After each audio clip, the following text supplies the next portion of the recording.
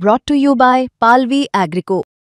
पालवी ॲग्रिको, भारताचा पहिला AI तंत्रज्ञानावर आधारित B2B आणि B2C ई-कॉमर्स प्लॅटफॉर्म. शेतीसाठी जे काही लागणार थेट तुमच्या बांधावर पोहोचणार, मोबाईलच्या एका क्लिकवर.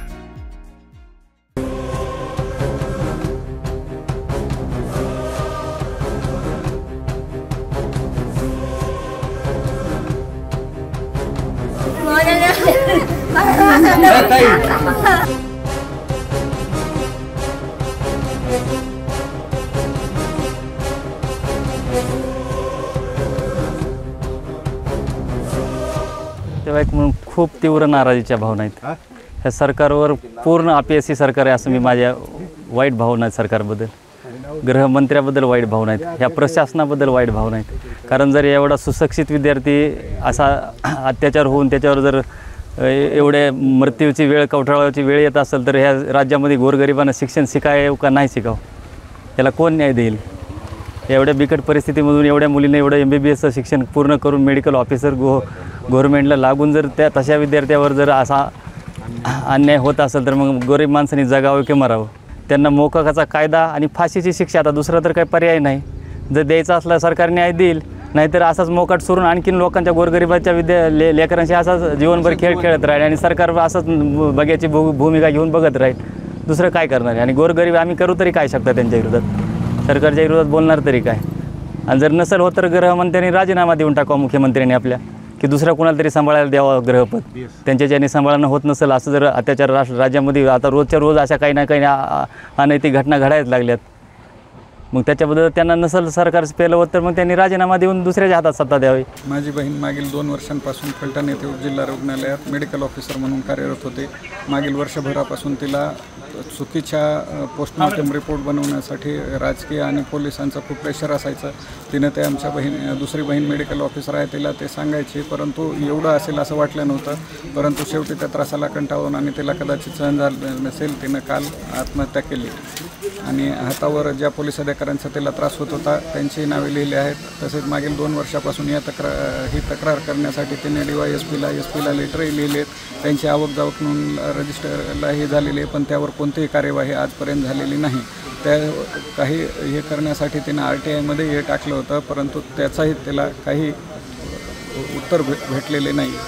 तिथून शेतकरी कुटुंबातून शिनी एवढं शिक्षण करून शिनी जर असं शासन किंवा पोलिस PSI असणारा कोण गोपाळ बदने ही जर असा अत्याचार करीत असेल तर ह्याच्यावर कठोर कारवाई करावी मोका अंतर्गत आणि त्याला फाशी शिक्षा व्हावी ही आमची विनंती आहे. बाकी काही नाही. मी मुलीचा मामा आहे त्या डॉक्टरांचा, तर अशी आमची कळकळीची विनंती आहे. त्याला फाशी दिल्याशिवाय इतकी सुधारणा होत नाही.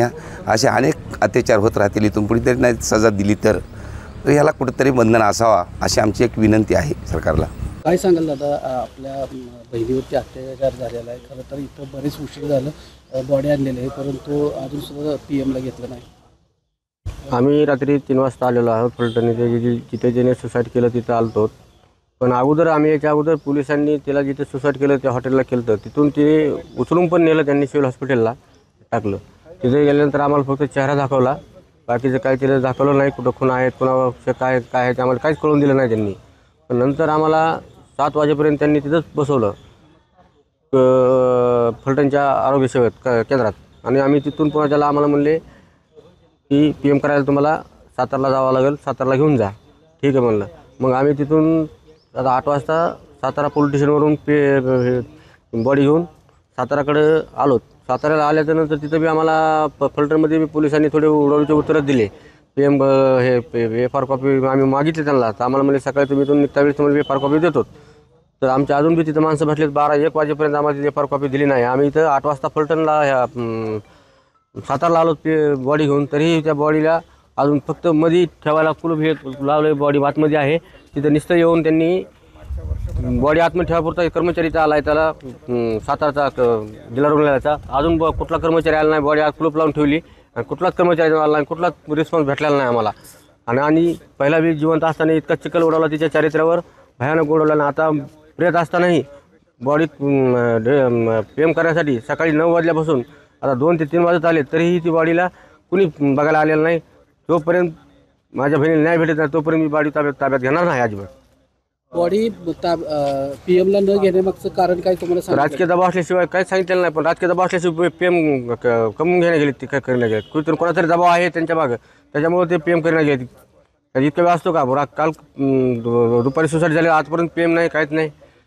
आम्ही रात्री 3 वाजता आलेलो, पहाटे 3 वाजल्यापासून PMची प्रक्रिया चालूच आहे. PM करूत अजून काहीच नाही. PM नाही, काय नाही. कोणाचा तरी दबाव असल्याशिवाय आम्हाला काय माहीत नाही कोणाचा आहे, पण कोणाचा तरी दबाव असल्याशिवाय ती PM करण्या गेले. कोणीच आत्महत्येपूर्वी तिने तुमच्याशीवर संपर्क साधला होता किंवा असं काय सांगितलं होतं कोणाचा दबाव वगैरे आहे? नाही दबाव नाही. तिने 2 महिन्यापूर्वी एक नोट लिहून ठेवलेली होती, कारण तिला दबाव त्रास आहे.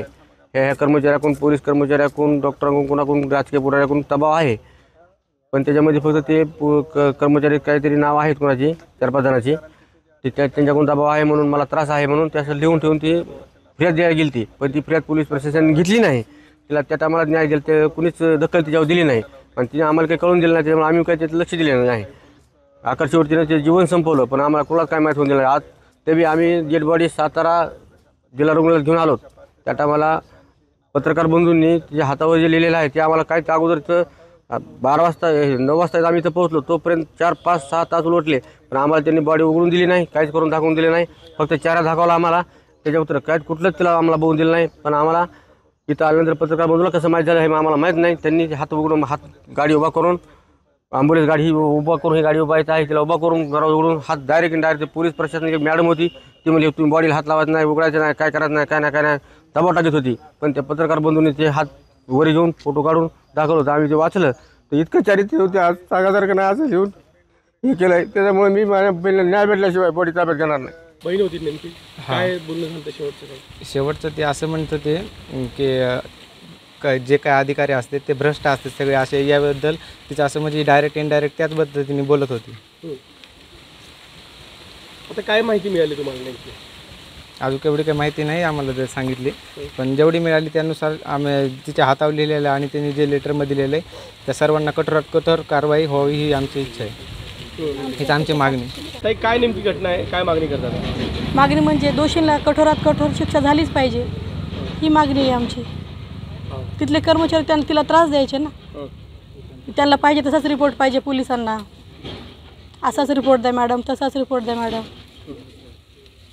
ते तिला मग मानसिक त्रास द्यायचे ना. ते काय तुमचं बोलणं झालं होतं तिच्यासोबत मागचं शेवटचं?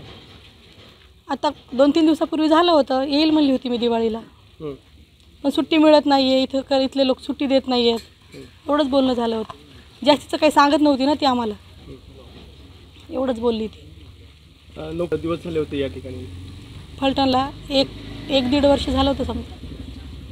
काही बोलणं झालं का तुमचं तिच्यासोबत शेवटचं? नाही, पण ता नाही म्हणायची ती, त्रास होतो, पण आता नेमका हाच त्रास आहे हा नव्हतं सांगितलं तिने.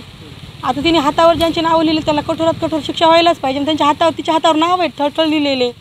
पोलीस उपनिरीक्षक तिला त्रास देत होते, मॅडम तुम्ही असाच रिपोर्ट द्या, तसाच रिपोर्ट द्या असं म्हणायचे. मग काय करणार ती मुलगी? शेवटी त्यांच्या त्रासाला कंटाळून तिने तिचं जीवन संपवलं. आता आमचं लेकरू गेलं, आम्हाला न्याय मिळायलाच हवा, त्यांनाही कठोरात कठोर शिक्षा व्हायलाच हवी, त्यांना फाशी शिक्षा व्हायला हवी, ही आमची मागणी आहे. माझी पुतणी डॉक्टर संपदा मुंडे हिनं काल अचानक आत्महत्या केली. आम्हाला काही न सांगता तिनं हॉटेलमध्ये जाऊन ड्युटी संपल्यानंतर काही न सांगता, नोटिंग न लिहिता त्या हॉटेलला जाऊन आत्महत्या केली. आणि तिनं मधून असं सांगायचे आम्हाला की मला पोस्टमार्टम करताना रिपोर्ट बदलून द्या वगैरे, असा त्रास होतो अधिकाऱ्यांचा, आणि मला जर तसा त्रास झाला तर मी सुसाईड करीन असं ती सांगायची अधूनमधून आम्हाला. त्याच्या अगोदर तिने लेखी तक्रार दिली, ते लेखी तक्रार दिली होती DYSPकडे. त्याचं आणखी तिला उत्तर आलेलं नाही. ती पोस्टमार्टम करत असताना म्हणजे तिला जो त्रास व्हायचा तो त्रास ते वेगवेगळ्या स्तरातून तिला त्रास व्हायचा आणि रिपोर्ट बदलून द्या असं सांगायचे सारखे. तिला ते सहन होत नव्हतं, म्हणून तिनं सुसाईड करण्याची बाकीच्या लोकांबरोबर पण सांगत होती की मला असा त्रास व्हायला लागला तर सुसाईड करेल. बाकी आम्हाला त्याच्यातलं पुढचं काही माहीत नाही.